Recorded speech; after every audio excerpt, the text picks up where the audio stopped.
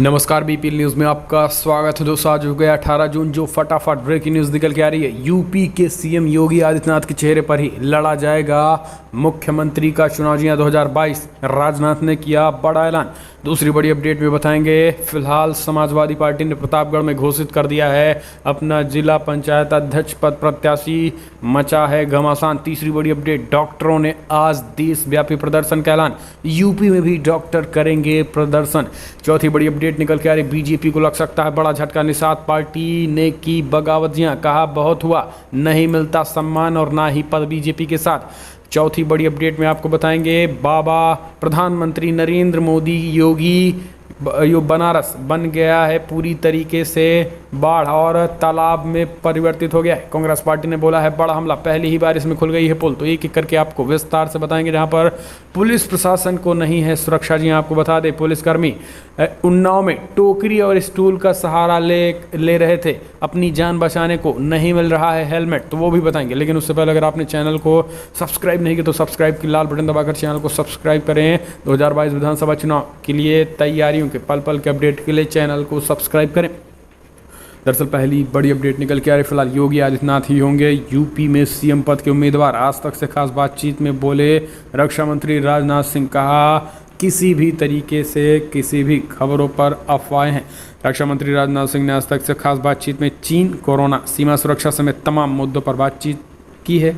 और इसके अलावा राजनाथ ने यूपी चुनाव और सीएम योगी पर भी बात की है। उन्होंने स्पष्ट कर दिया है कि फिलहाल सीएम योगी आदित्यनाथ के नेतृत्व में ही 2022 का विधानसभा चुनाव लड़ा जाएगा और मुख्यमंत्री के चेहरे होंगे और मुख्यमंत्री के चेहरे पर चुनाव लड़ा जाएगा। रक्षा मंत्री राजनाथ सिंह ने कहा है कि जो खबरें निकल के आ रही हैं वो सब भ्रामक हैं और उनमें कोई दम नहीं है। ना तो उन्होंने जिस तरीके से कहीं खबरें ये भी निकल के आ रही थी कि राजनाथ सिंह मुख्यमंत्री हो सकते हैं, उस पर भी उन्होंने पूर्ण विराम लगा दिया और कहा है किसी भी कीमत पे मुख्यमंत्री बनने का सवाल ही नहीं है। दूसरी बड़ी अपडेट, यूपी में पंचायत चुनाव के बीच समाजवादी पार्टी ने यूपी के प्रतापगढ़ में घोषित किया अपने जिला पंचायत अध्यक्ष पद का प्रत्याशी। रघुराज प्रताप, राजा भैया जनसत्ता के और बीजेपी तीनों त्रिकोणीय मुकाबला। दरअसल आपको बता दें, समाजवादी पार्टी ने 2.5 लाख रुपए के इनामी सभापति यादव की बहू अमरावती यादव की जिला पंचायत अध्यक्ष पद के लिए प्रत्याशी घोषित कर दिया है। ये कुर्सी भाजपा के लिए नाक का सवाल बन गई है, लेकिन भाजपा को यहाँ पर बड़ा झटका लगता हुआ माना जा रहा है। 1995 बाद पहली बार भाजपा मजबूती के साथ जिला पंचायत अध्यक्ष के चुनाव में उतर रही है। पिछली बार सपा प्रत्याशी उमाशंकर यादव अध्यक्ष निर्वाचित हुए थे, जिसमें रघुराज प्रताप सिंह, राजा भैया और एमएलसी अक्षय प्रताप का योगदान था। और इस बार सपा व भाजपा के मजबूती से मैदान में उतरने की तैयारी से जिला पंचायत अध्यक्ष का चुनाव दिलचस्प हो गया है। सबसे पहले हफ्ते भर से पहले जनसत्ता लोकतांत्रिक दल के राष्ट्रीय अध्यक्ष राजा भैया ने बेती कोटी में भी माधुरी पटेल पत्नी कुलदीप पटेल को प्रत्याशी घोषित कर दिया और बीजेपी ने यहां पर क्षमा सिंह को प्रत्याशी बनाया है। अगली अपडेट लेते हैं तो दोस्तों, डॉक्टरों का देशव्यापी प्रदर्शन। यूपी में भी लाखों डॉक्टर्स काली पट्टी बांध करेंगे विरोध प्रदर्शन। 18 जून को डॉक्टरों के खिलाफ हो रही हिंसा के विरोध में डॉक्टर्स प्रदर्शन करेंगे। इस विरोध प्रदर्शन को नेशनल प्रोटेस्ट डे का नाम दिया गया है। इस दिन डॉक्टर्स काले कपड़े, बैज, बैंड पहनकर विरोध प्रदर्शन करेंगे। इस दौरान किसी भी मरीज को कोई तकलीफ नहीं हो, ये सुनिश्चित किया जाएगा। देश भर में ये विरोध प्रदर्शन होगा। IMA का दावा है कि विरोध प्रदर्शन में 8 से 9 लाख डॉक्टर शामिल होंगे, जिनमें 3.5 लाख IMA के और बाकी अलग अलग मेडिकल एसोसिएशन के होंगे। इस मुद्दे पर ABP न्यूज़ से बातचीत करते हुए IMA के सेक्रेटरी जनरल डॉक्टर जयेश लेने ने कहा है कि फिलहाल बड़े पैमाने पर विरोध प्रदर्शन होगा और इसमें 8 से 9 लाख डॉक्टर काली पट्टी बांधकर और कपड़े पहनकर विरोध करेंगे। सरकार से उनकी मांग है कि सरकार जब तक उनकी मांगों को पूरा नहीं करती है, ये विरोध चलता रहेगा। डॉक्टरों पर हमले नहीं रुकते हैं, ये विरोध चलता रहेगा। डॉक्टरों को बदनाम करने की साजिश खत्म नहीं होती, तब तक ये विरोध चलता रहेगा। अगली अपडेट लेते हैं तो दोस्तों, यूपी में बीजेपी को लग सकता है एक और झटका। दरअसल निषाद पार्टी हो सकती है। संजय निषाद ने दिए संकेत, कहा चुनाव के वक्त जो वादा किया था नहीं किया है पूरा पार्टी गठबंधन के समय। यूपी में विधानसभा चुनाव 2022 की शुरुआत में होने हैं, लेकिन सियासी तपिश अभी से महसूस की जा सकती है।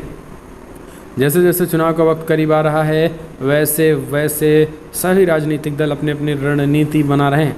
यूपी में मौजूदा वक्त में बीजेपी की सहयोगी पार्टी निषाद पार्टी व अपना दल लगातार बीजेपी के राष्ट्रीय नेतृत्व से मुलाकात कर रहा है। निषाद पार्टी के अध्यक्ष संजय निषाद ने पहले गृह मंत्री अमित शाह से और अब बीजेपी अध्यक्ष जेपी नड्डा से मुलाकात कर अपनी मांगों को दोहराया है और उनके पूरा न होने की स्थिति में चुनाव में अन्य विकल्प तलाशने की भी बात कही है।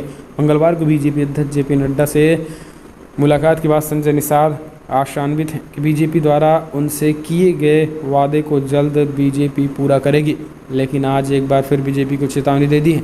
अगली अपडेट लेते हैं। वाराणसी में हुई बारिश ने खोल दी मोदी के संसदीय क्षेत्र की पोल। बनाया जा रहा था टोक्यो, नहीं बन पाया। दरअसल राजनीति में अगर मौका मिल जाए तो उसका लाभ लेने से कोई नहीं चूकता। ऐसा ही कुछ वाराणसी में देखने को मिला। कांग्रेस प्रदेश अध्यक्ष अजय कुमार लल्लू वाराणसी में कार्यकर्ताओं के साथ बैठक करने पहुंचे थे और मानसून मेघ मेहरबान हो गया। सड़क पर दरिया की तस्वीर नजर आई तो अजय कुमार लल्लू के साथ कांग्रेस का काफिला काशी की सड़क पर उतर गया। क्योटो बनाया जा रहा था। क्योटो जैसा विकास और गुजरात का मॉडल कांग्रेसियों की जुबान पर था, लेकिन तेवर तल्ख और निशाने पर सरकार थी। कहना गलत नहीं होगा कि बारिश आई और मौका दे गई। राजनीति का अजय लल्लू के साथ कांग्रेस कार्यकर्ता सड़क पर उतरे और जल जमाव में पैदल चले। बारिश के दौरान विरोधी नारे लगने लगे, लेकिन सवाल ये उठता है कि क्या प्रशासनिक अमले की नींद इन नारों से टूटेगी और व्यवस्था में सुधार होगा। ये समझिए कि ये संसदीय क्षेत्र है प्रधानमंत्री नरेंद्र मोदी का, जहाँ पे पहली ही बारिश में पोल खुल जा रही है, नालियाँ पूरी तरीके से भरी पड़ी हैं और कोई साफ सफाई नहीं हो रही है, जिससे जल भराव की स्थिति जब बनारस में उत्पन्न हो चुकी है तो बाकी जिलों का क्या होता हाल होगा। अगले अपडेट। उन्नाव में योगी प्रशासन की खुली पोल।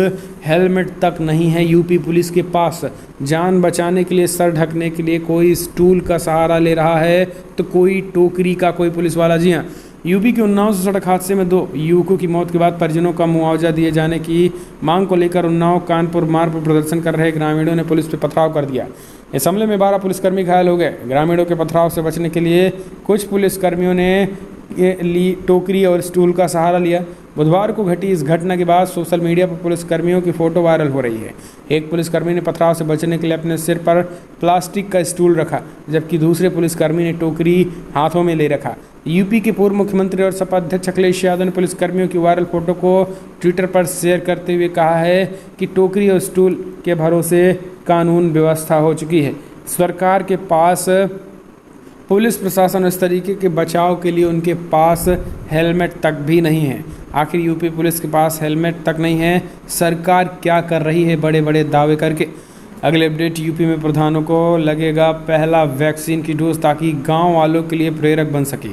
यूपी के मुख्य सचिव राजेंद्र कुमार तिवारी ने गुरुवार को कोविड वैक्सीनेशन कार्यक्रम में और तेजी लाने के निर्देश अधिकारियों को दिए। उन्होंने कहा है कि नए ग्राम प्रधानों को अभियान चलाकर कोविड-19 वैक्सीन लगाई जाए। प्रधानों को वैक्सीन लगने पर वो गांव वालों के लिए प्रेरक बनेंगे। ग्रामीण क्षेत्रों में कोरोना वैक्सीनेशन के लिए जागरूकता अभियान चलाने के निर्देश भी दे दिए गए हैं। मुख्य सचिव ने गुरुवार को कोविड-19 वैक्सीन टीकाकरण state steering committee for immunisation की बैठक में ये निर्देश दिए गए हैं और उन्होंने कहा कि कोरोना का संक्रमण कम हुआ लेकिन अभी समाप्त नहीं हुआ है। लोगों को वैक्सीनेशन के प्रति जागरूक करने के लिए ग्रामीण क्षेत्रों में बैठकें आयोजित की जाएं, जिससे जनप्रतिनिधियों को भी आमंत्रित किया जाए। अगले अपडेट लेते हैं तो दोस्तों, बड़ी खबर। गोरखपुर सीएम योगी ने 20 कॉम्पैक्टर गाड़ियों को हरी झंडी दिखाकर किया रवाना। वैक्सीनेशन सेंटर का भी लिया जायजा। दरअसल सीएम योगी ने गुरुवार को नगर निगम रिड्यूस कॉम्पैक्ट मशीन को हरी झंडी दिखाकर रवाना किया है। साथ ही नगर निगम परिसर में रेहड़ी पटरी व्यवसायियों के लिए आयोजित वैक्सीनेशन कैंप और निर्माणाधीन नगर निगम के सदन का निरीक्षण किया है। उन्होंने नगर निगम का 31 दिसंबर तक निर्माण कार्य पूरा करने का निर्देश भी दिया है। मुख्यमंत्री योगी आदित्यनाथ सुबह करीब 11 बजे नगर निगम पहुंचे। सबसे पहले नगर निगम सदन हॉल में गए और वहां पटरी व्यवसायियों एवं दवा व्यापारियों के लिए लगे टीकाकरण शिविर का निरीक्षण किया। 45 वर्ष से ऊपर एवं 18 से 44 वर्ष तक के लोगों के लिए बनाए गए हैं अलग अलग काउंटर पर जाकर टीका लगवाने के लोगों की व्यवस्था का जायजा लिया है। अगले अपडेट लेते हैं तो दोस्तों, बड़ी खबर। फिल्म पृथ्वीराज के खिलाफ प्रदर्शन। अक्षय कुमार का पुतला फूंक कर नारेबाजी तेज हो गई है। दरअसल चंडीगढ़ में अक्षय कुमार और यश राज फिल्म के पृथ्वीराज के खिलाफ प्रदर्शन शुरू हो गया है। फिल्म के नाम पर क्षत्रिय महासभा ने आपत्ति जताई है। जोध अकबर और पद्मावत जैसे फिल्मों से जुड़ा विवाद तो आपको याद ही होगा। कुछ इस तरीके का विवाद अब यशराज फिल्म से अक्षय कुमार स्टारर आने वाली फिल्म पृथ्वीराज को लेकर भी शुरू हो गया है। तो दोस्तों फिलहाल बड़ी अपडेट में इतना ही, लेकिन अगर आपको वीडियो पसंद आए तो लाइक कर शेयर करें, कमेंट के माध्यम से अपनी राय देना ना भूलें। चैनल को सब्सक्राइब करें यूपी विधानसभा चुनाव से जुड़ी खबरों के लिए।